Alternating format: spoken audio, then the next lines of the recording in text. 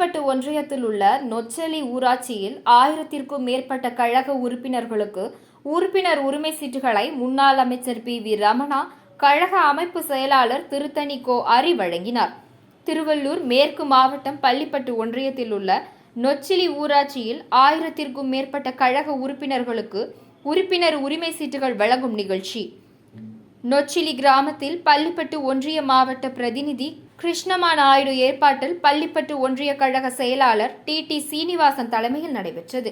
நிகழ்ச்சியில் சிறப்பு அழைப்பாளர்களாக திருவள்ளூர் மேற்கு மாவட்ட கழக செயலாளர் முன்னாள் அமைச்சருமான பி.வி. ரமணா, கழக அமைப்பு செயலாளரும் முன்னாள் அரக்கோணம் நாடாளுமன்ற உறுப்பினருமான திருத்தணி கோ. அரி ஆகியோர் கலந்து கொண்டு உறுப்பினர் உரிமை சீட்டுகளை வழங்கி ஆலோசனை வழங்கினர்.